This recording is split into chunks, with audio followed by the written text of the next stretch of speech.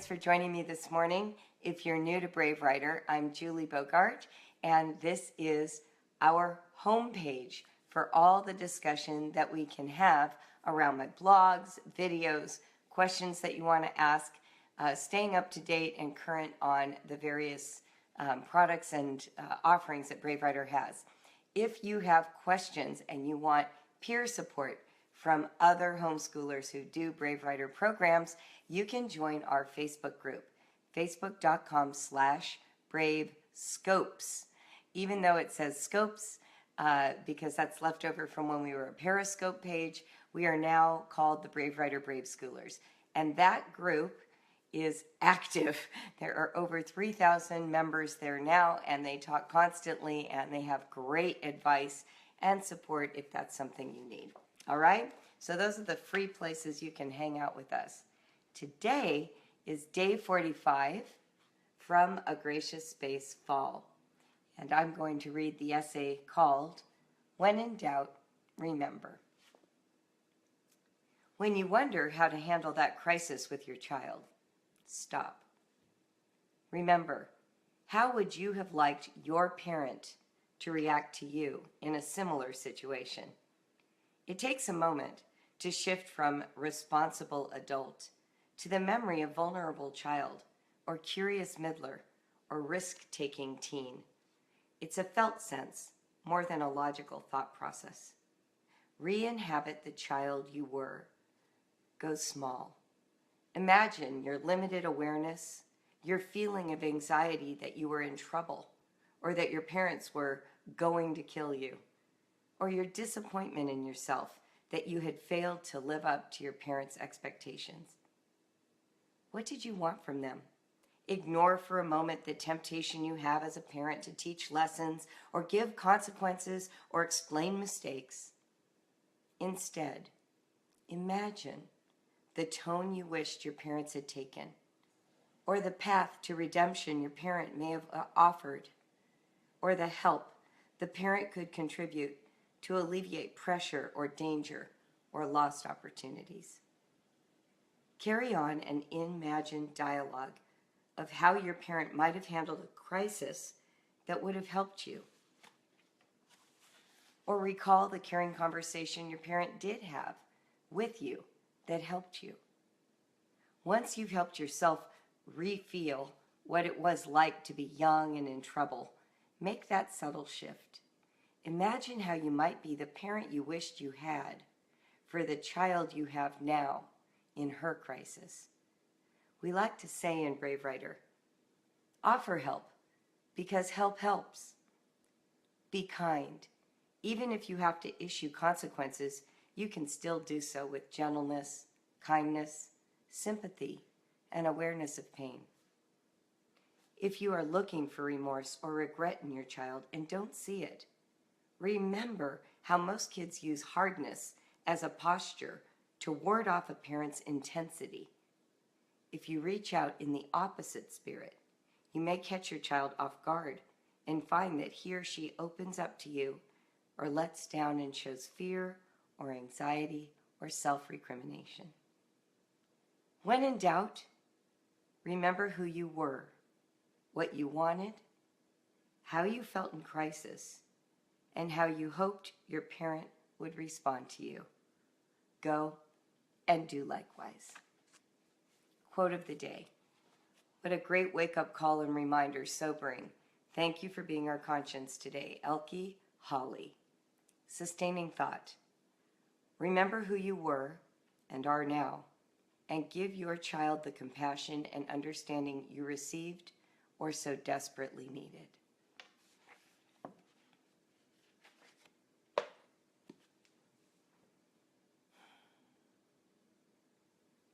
I remember when I was 14, lying on my bed in my bedroom and feeling tormented.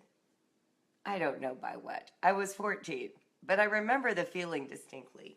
I was on my back, looking at the ceiling, hugging this little pillow that I had that was like this thing. You know, some silly cartoon character turned into a pillow that was all furry. And I was holding it, and I was looking at the ceiling. And I thought to myself, I hope I get a daughter who's exactly like me so that I can give her everything she needs to feel secure and happy. I was 14. Thank goodness I remember that. Because when I had 14-year-olds who actually turned out not to be anything like me, the one thing I could remember was that they had that same alone feeling, that same need for a mirror in the universe, someone to really get it, that they were in torment over whatever it was. Because my goodness, all the experiences you have between 0 and 20 are first-time experiences. You are so rapidly changing. Your awareness is so rapidly expanding in an unprecedented way. Will never happen at that rate again.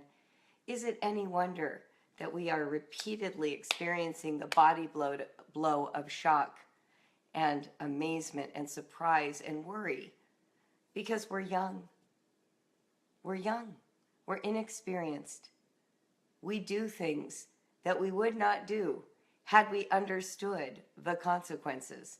It is why, as adults, we are absolutely nuts about teaching our children what they need to avoid so that they won't go through what we went through. Unavoidable. They're going to pick some things to go through you didn't go through, and that might even mystify you more. But if you can remember what it was to be that person, to have that feeling, that awareness, that need, that craving, that desire to really be known, to be accepted on your own terms. I mean, that's powerful if you can offer that to your kids. And I don't know, for me, one of the ways I get back to that is to try and remember being that person. I shared on another Facebook Live, but I'll share it again today because who knows if you were there. I was sort of the queen of the car accident. Between 16 and 20, I got in 5 car accidents, and they were all my fault. And the very first one was the night I got my driver's license. It was inconsequential, no car damage. But the people whose car I hit saw me hit it. It was a parked car. We were in the parking lot of a library. If that gives you any idea of what kind of child I was 16. My dad brought me a brand new car. And what was the first place I wanted to drive this amazing ride? To the library. Okay? So yeah, I wasn't a crazy kid, wasn't a drug user, I wasn't someone prone to breaking the rules. I just wasn't a good driver. I wasn't a good driver. So I'm in the parking lot trying to judge how to back out and turn without hitting a car, and I hit a car. And unfortunately for me, the family with that car were just walking up the stairs to go into the library at that moment. The father runs straight back to me. I'm out of my car shaking because I've just hit a car, a fender, no damage.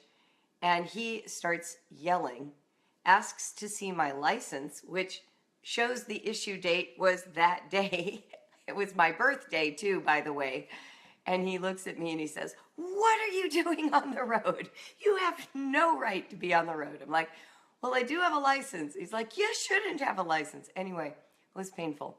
I went home and told my parents. Both of them immediately told me stories of car accidents they had been in. They said to shake it off. Fortunately, there was no damage. They understood. They loved me. It was so compassionate. Not a single hint of judgment. 3 months later, I am in my car. It's Southern California. I had a Mazda GLC. It's a little blue car. And it's bright and sunny like it is every flippin' day of the year in California, in Southern California. And I'm driving up a little hill, and my windshield is kind of dusty, the way they get in Southern California. So I turn on the water that comes out of, that washes the windows, little washing wipers. And I turn on the wipers, and they're going like this. And I'm just 16, inexperienced driver, and I'm watching the wipers clean my windshield. And then all of a sudden I look through the wipers, and I see a parked fire truck, and I plowed right into it, full on, full speed. There was no time to stop. Just bam. I'm a block from my house. I'm directly in front of a neighbor. And I hop out of the car again. I pop out like a jack in the box, and I'm, oh my gosh, oh my gosh, oh my gosh. And of course, these are firefighters. They come spilling out of their fire truck that was parked, and they immediately start yelling, "Miss, are you okay?" And I remember distinctly saying to them, "Who cares if I'm okay? I just smashed my brand new car into a fire truck. My parents are going to what? Kill me. My parents are going to kill me." I fled the scene of the crime. I didn't know you had to hang around, but I was only like, 8 houses from my house. And I sprinted all the way home. This was about 4 in the afternoon. My dad is a lawyer. He used to get up at 3 in the morning to go into work so he could avoid the Los Angeles traffic. We lived in Calabasas Park, which was about a 45-minute drive to downtown without traffic. So what that meant was he usually came home early. So my dad was already home. He was laying on his back, listening to music on the stereo in the living room. I come bursting through the door. "Dad, Dad, oh no, I got in a car accident." I'm sobbing. And he immediately grabs me. He says, "Honey, what happened?" And I told him the story. And his reaction was, "Oh, I'm so sorry. Oh, you must be so scared and worried. Oh, let's go back and figure it out." That was my dad's reaction. "Oh, no. Oh, I'm so sorry. Oh, you must be so scared and worried." Now, I just made a connection I never made in my whole life. My dad is a personal injury attorney. He's worked with a lot of car accidents. So maybe that's why he had a lot of space for me. But I'll tell you something. That was a remarkable reaction when just 3 months before I had already proven that I wasn't a great risk as far as driving. And it really touched me at the time and going forward. I've gone back to that moment in my imagination because my dad was not a punisher when you failed. That wasn't where he was critical of us. He was on our team. He wanted to help us, and he wanted us to feel like he could. He helped us fix things. And that was a gift. And I have to say, the first accident that my son Liam got in, only accident, but got in one, I didn't respond nearly as calmly as my dad did. And the moment that I started down the wrong path, where I was like, "What? What were you doing driving in the snow? We know it's a snowstorm. Why are you out in my car in the snow?" That was the first reaction. And right behind it was, oh wait, I'm sorry. Are you okay? It's just a car. I'm glad you walked away from it. We'll get it fixed. I love you. I'm so sorry you went through that. Know what I mean? So that's what I'm talking about. Can you go back and see how you would have liked to have been treated and bring that today to your kids? I have another famous story I've shared many times. My youngest child was climbing onto a table fourth child, while he was a toddler. And my mom was visiting. I had other kids in the house. It was time to put dinner on the table. And he was scrambling up. I had a baby. And all I could think was, I cannot have a spilled glass of water or milk or whatever it was today. And I started to be like, "Hey!" And I was ramping up.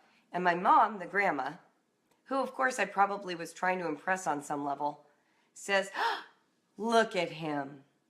Only 4 years on the planet. Imagine how much he's still got left to learn." Oh, dang it. I don't get to be mad. I've got to recognize, whoop, whoop, whoop, whoop, whoop, pick up this little boy, set him down on the ground, talk to him about what he needs, help him get his milk, maybe let him pour it with my supervision, like all of that, right?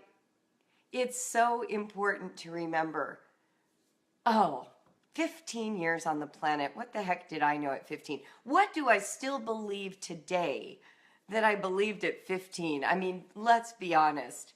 How many iterations of opinion, of perspective, of behavior have I gone through? How many style changes in my wardrobe? How many friends have I won and lost since 15? So when your 15-year-old goes off about some political opinion or wants to be a vegan or wants to not be a vegan because the whole family doesn't eat meat, like, you don't have to react to what the opinion is. It's not going to last. And if it does last, well, then it really deserved to be honored. So honor it. Honor it for its fullness today. Give it its due. Allow it space to breathe. Make the vegan Thanksgiving that child needs. Don't lecture it about being a member of a group. Any child who wants to be a vegan in a family of meat eaters doesn't want to belong to the group. Let that child have that space. And vice versa. Whatever is happening with your child between 0 and 20 is not necessarily going to last. And you don't shape character through lectures. You shape it through modeling. You know, the moment I reacted badly to my child who got in a car wreck, where was my character formed? It was the memory of how well I was treated that made me pivot and be a better parent. It was the moment I was ramping up on my small child that my mother's reminder of the perspective of years changed me. It wasn't a lecture she gave me at 16. It was the way my parents lived their life around me over time that changed who I was. It's how they treated me that created the role modeling I needed for how to treat my children. No lecture accomplishes that. No lecture accomplishes that. And you are with your kids 24 hours a day, 7 days a week. You know, you might have a co-op that gives you a break, but by and far, you are with them. So they're not taking their cues from your words. Your words are disappearing into the ether. But what they will remember, and people share this quote all the time, they will remember how they felt when they were with you. I think Maya Angelou says that.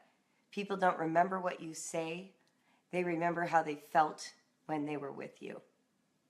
So that's a pretty important way to hold yourself accountable. If you see that you're creating distress and pain in your child, that's what they remember, not all the righteous words. I know for me that as I've watched my kids get older and I've gotten older and matured and changed with them, there is just a dearth of compassion in the world. And I've watched them grow up and care about human rights, social work, reaching out to people that are the underdog or left out or not included. It seems to be a characteristic that they somehow have picked up from maybe the way their parents saw the world. And to me, that's the key here. We're talking about paying attention to a perspective that's not yours and giving it some room to breathe, hearing it, holding it, even if that's a car accident. My goodness, I got in 5. 5 between 16 and 20. If anyone had cause to take away my keys, it was my parents. None of them were super serious except the fire truck one. That was the serious one. But you know, I don't know. I just don't remember being in trouble. I don't. I remember feeling distressed by my record, but I lived in the highest car accident space in the country. You know, West LA, Orange County, that's where they happen. And I wish I could say those 5 were my last car accidents. I think I've had 3 more since then in my lifetime. So, you know, it doesn't mean that you get over everything either. And some people are better at other things. And somehow I'm still here today. And not every accident's been my fault now. A couple of them weren't. Ah, does that make sense? So, today's reminder for you. Be generous with your children. Give them space. Love them in their failings. Hold the intention that this week, when the crush of family arrives, you're going to look for ways to connect rather than correct. Look for ways to connect rather than correct. There might be a better way to say that. I'm going to think about it. Connect, not correct. Let's put that on a refrigerator magnet somewhere, because you can still bring the change and the correction if you're connected. But if all you do is correct, they don't listen anyway. They're busy self-protecting. Correction brings self-protection. Have you experienced that? You know that. But connection creates space for a conversation, for love, for forgiveness, for help, for support, for fixing the car. Okay? All right, everybody. I hope you have a fabulous weekend. I'm going to go running. Enjoy the remainder of the good weather before it really turns bitter here in Cincinnati. And I look forward to seeing you all on Monday for our holiday get-together, our last one before we all head into the holidays. I promise to talk a little bit about what to do with political conflict at the Thanksgiving table, because I think we're all a little nervous that that's coming, and I think it'd be important to talk about. So we'll do that Monday. Make sure you share this broadcast with your friends. I always forget to remind you of that. And I would love it if you would tell friends about our Instagram account, Julie Brave Writer, and our other one, Poetry Tea Time. Those are two places that I'm trying to grow, and if you would help me out, that would be awesome. In the meantime, live honestly, write bravely, and connect through love. Have a great day, everyone.